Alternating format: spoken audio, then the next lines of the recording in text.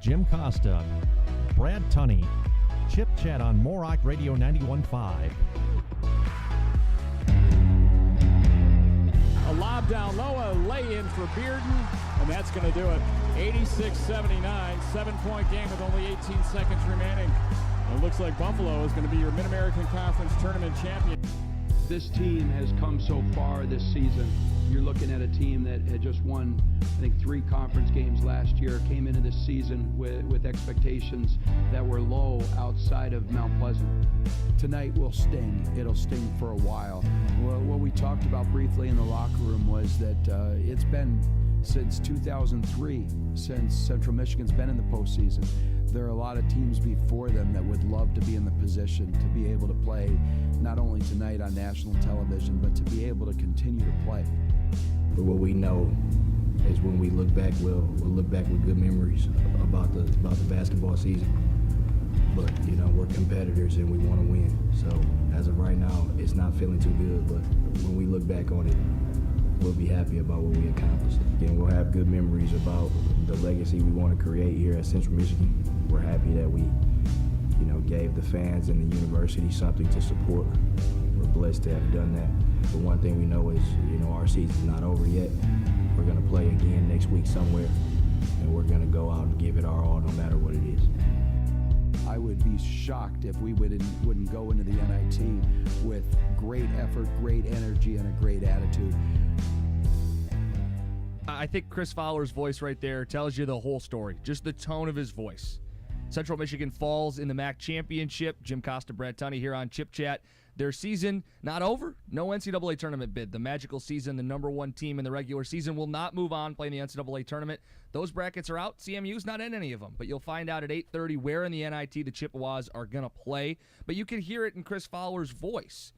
He's never like that. I mean, that is a broken up young man, an athlete that left it all out there. I mean, he had a great game, and the season, for all intents and purposes, is over. They might make an NIT run, but this is kind of a point where you can look at this season and take a step back, and I really think that this is a massive success, an overwhelming success.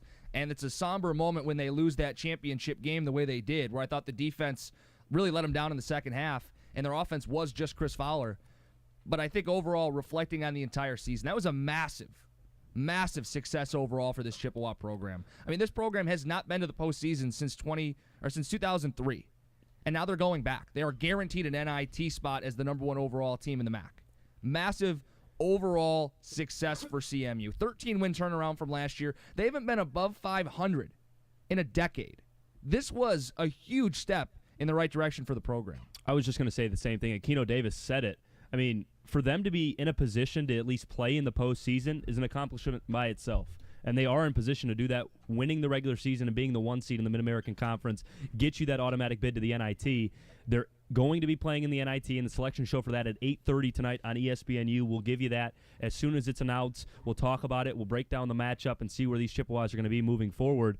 But Keno Davis said it right there. This is an accomplishment that you're going to be playing in the postseason. It's the first time that they've been over 500, as Jim said, in a decade. And this is only one of a few times, the 4th time in program history that they've reached 23 wins or more.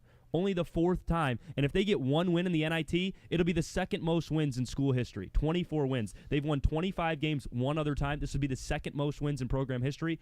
And for a team that was picked 11th in the preseason of the MAC to finish 1st, to make it to the MAC final, to put on the fight that they did against Buffalo in that championship game down the stretch with only 1 senior on that roster, and that senior didn't even play in the final. This team has so much coming back. Keno Davis has done an amazing job. Chris Fowler did an amazing job in that final. This season overall, of course, you can be disappointed with the loss. Players are, coaches are. It's going to sting for a moment. But this season, massive success for Coach Keno Davis in just year 3. Well, it does. It leaves a bitter taste in your mouth. It does. There's no other way to look at it. And you don't want to think about it nobody right wants after to lose. Well, and right after a loss, the last thing you're thinking is, well, everything's still okay. Things are still fine. But it's called perspective. I think that's what it really is. I mean, basketball revived this season. I mean, basketball was revived at McGurk with those crowds coming in, with the wins coming in. It looked like this team was finally fun, that people could rally around. I mean, you talk about all these numbers. 30 years. They've only been to the postseason 3 times. This is the 3rd time in the last 30 years that Central Michigan's been to the postseason.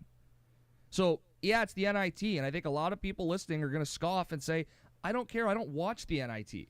I don't care that they're in the NIT.